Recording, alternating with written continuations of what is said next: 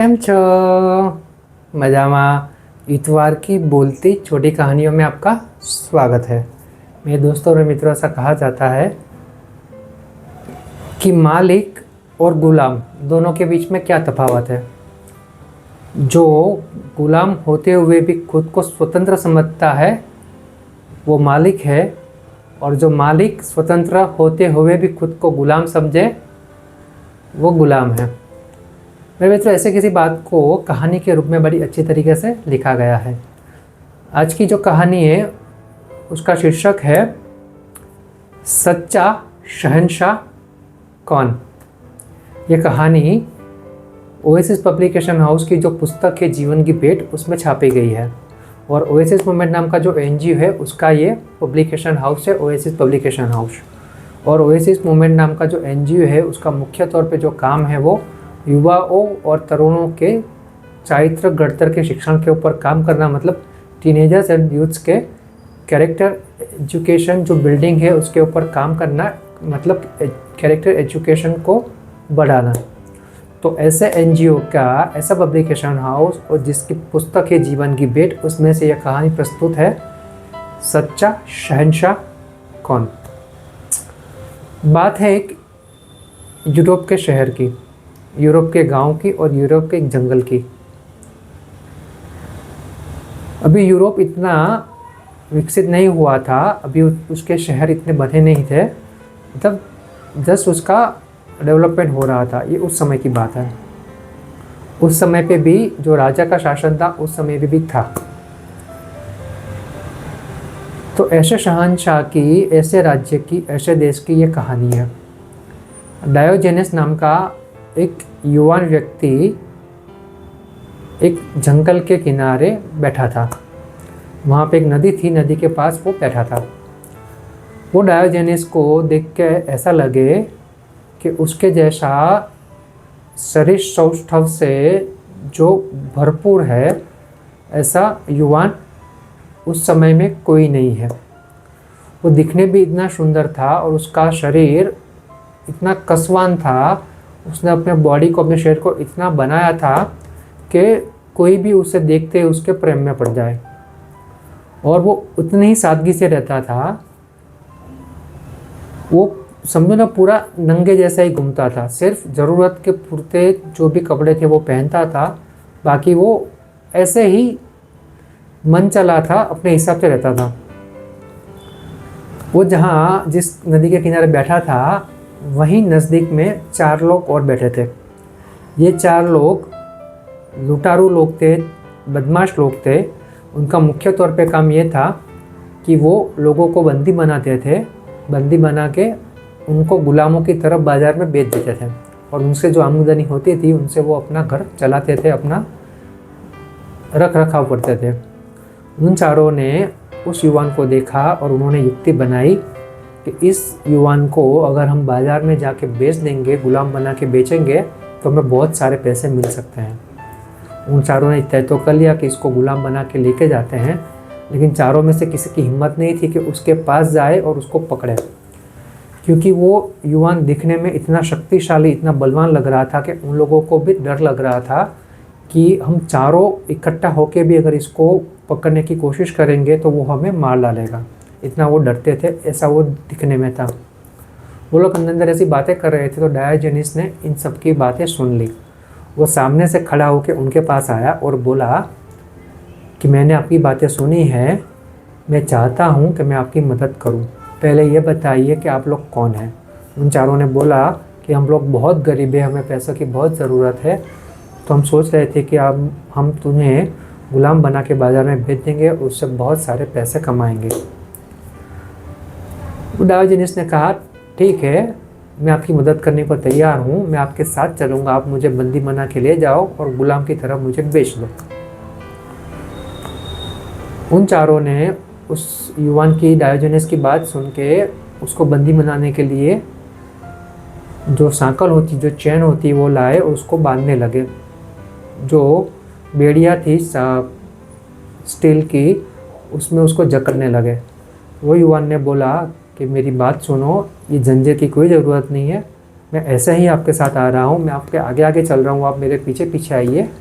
मैं कहीं भी भाग के नहीं जाऊँगा, मुझे भागने की आदत भी नहीं है, और मैं आपसे लड़ूंगा भी नहीं, क्योंकि मुझे लड़ने की भी आदत नहीं है। मैं जानबूझ के आपके साथ आ रहा हूँ, जानबूझ के आपके साथ चल रहा हूँ, तो आप मुझसे डरिए नहीं। मैं वैसा ही करूँगा जो आप बोलेंगे। मैं वहाँ तक आपके साथ हूँ जहाँ तक आप मुझे बेच देंगे, फिर मैं स्वतंत्र रहूँ, फिर मैं अपना जीवन जीऊँगा। उन चारों ने बोला ठीक है, कोई बात नहीं। वो डायोजनीस आगे चलता रहा, वो चारों लोग उसके पीछे पीछे चलने लगे। ये बहुत ही एक मनमोहक दृश्य था, एक विचित्र दृश्य था, जहाँ गुलाम आगे चल रहा था और उसके मालिक उसके पीछे चल रहे थे। मतलब जो गुलाम था वो मालिक था, और जो मालिक थे वो गुलाम थे।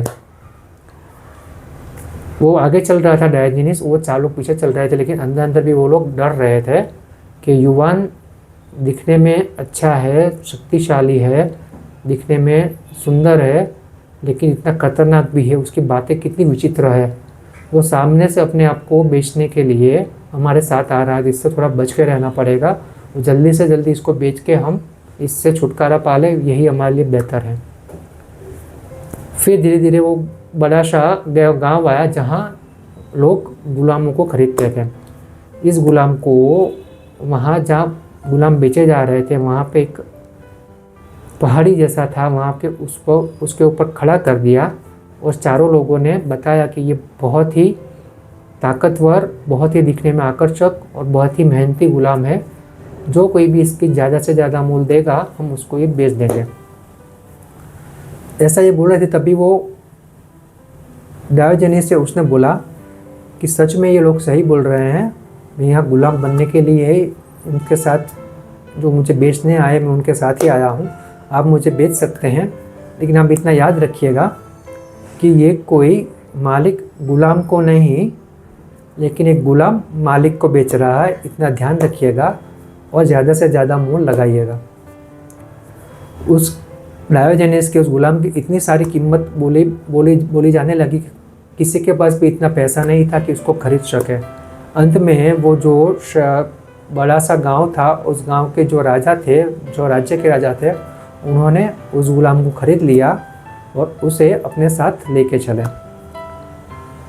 वो डायोजनीस ने जाते जाते उन चार लोगों को बोला कि आप किसी प्रकार का अपराध भाव मत रखना, मैं सामने से ही आपके साथ आया था, और मैं आपसे पूछना चाहता हूँ कि आपको इतनी कीमत मिली तो आप क्या खुश है? वो चारों ने बोला कि आज तक हमने जितने भी लोगों को बेचा है, उन सब का मिला के अगर जोड़ा जाए तो भी आज की जो आपको बेचने की जो कीमत मिली है, वो उससे कई गुना ज़्यादा है, और ये हमारे लिए काफ़ी है। इसलिए हम आपको धन्यवाद बोलते हैं। और उसने भी, डायोजनीस ने भी ये कहा कि मैं फिर से बोलता हूँ आपको कि आप कोई भी अपराध भाव महसूस मत करना, और ऐसे ही अपना जीवन जीना, और कुछ अच्छा और सच्चा करने की सोचना, और चाहे बने तो अपने ये जो जीने के लिए जो आप कर रहे हो उसको बंद करना, और सही और सच्ची तरीके से जीने का प्रयास करना। इतना बोल के वो चार लोग चले गए। उन लोगों को ऐसा लगा जैसे उनकी जान छूटी, और मुस्कुराते चल दिए। अभी वो डायोजनीस राजा के साथ जा रहा था। राजा ने अपने रथ में उसको बंदी बना के पीछे रख दिया, और उनके पीछे के रथ में उनकी महारानी आ रही थी।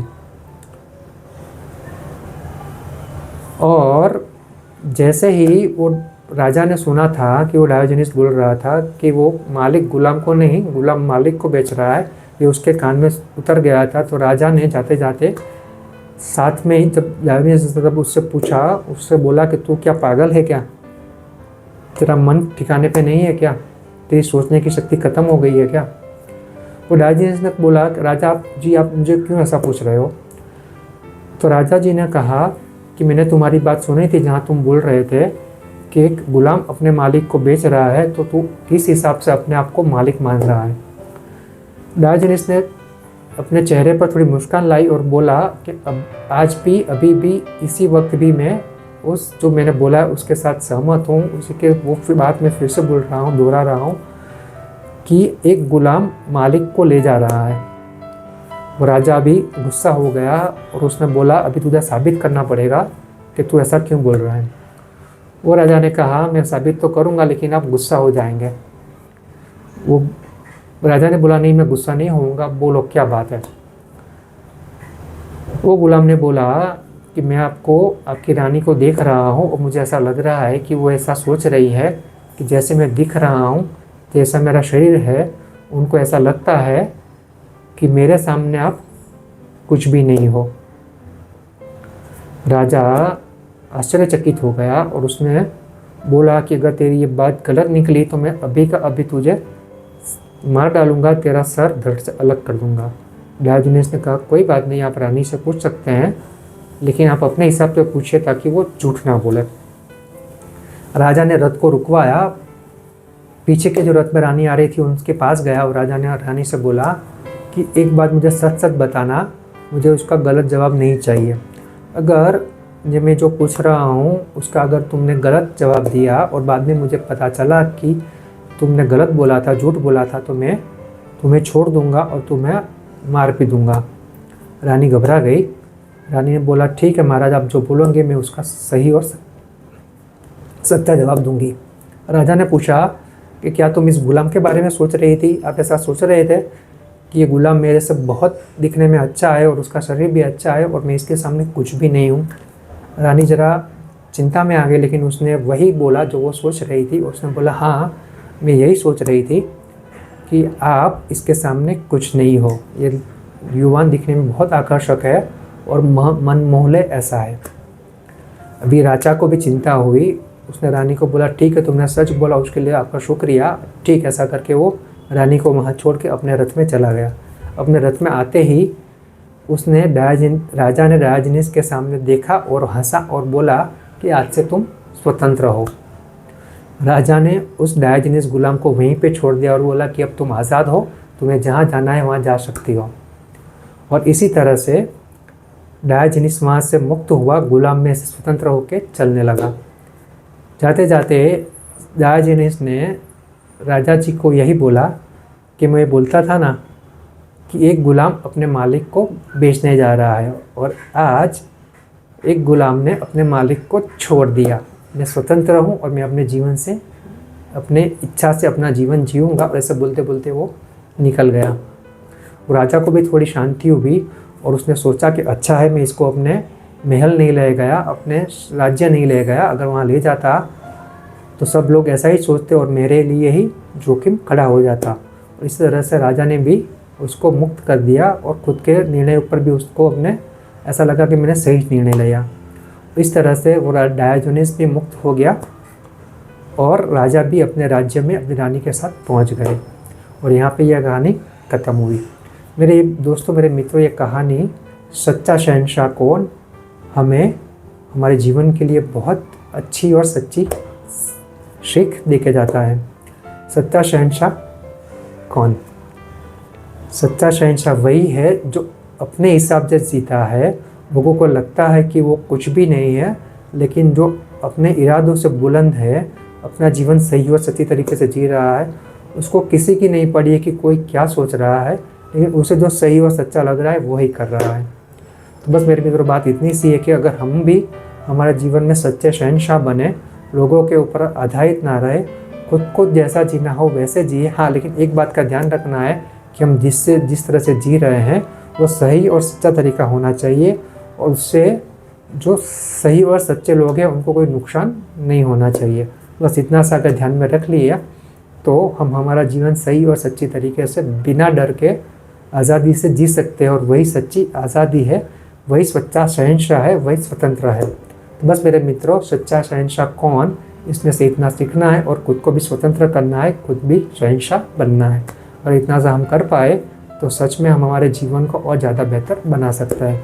अब मेरे मित्रों, इसी तरह की बोलती इतवार की कहानियाँ, छोटी कहानियाँ, इसके अलावा हर रोज़ के सुविचार अंग्रेजी और गुजराती में, इसके अलावा विद्यार्थियों, शिक्षकों और माता पिता को उपयोगी ऐसा एग्ज़ाम की ऐसी की तैसी, रिजल्ट की ऐसी की तैसी जैसी पॉजिटिविटी से भरी बातें, वीडियोस और इसके अलावा बहुत सारी महत्वपूर्ण बातें, वीडियोस, ये सब आप मेरे यूट्यूब चैनल है नील डॉट मूवमेंट, उसके ऊपर जाके देख सकते हैं।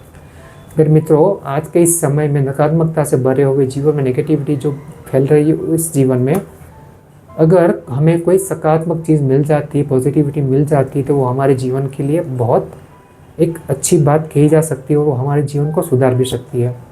तो बस मेरे मित्र, इस तरह का प्रयास मैंने किया है कि हमारे जीवन में भी एक अच्छी पॉजिटिविटी फैली रहे, सकारात्मकता फैला रहे, और हमारे पास जो सकारात्मकता है, पॉजिटिविटी, हम दूसरों को भी दे सके, दूसरों को भी बता सके, तो ये हमारे जीवन में एक अच्छा मुनाफा हो सकता है, हमारा जीवन एक हेतुपूर्ण हो सकता है, पर्पसफुल हो सकता है।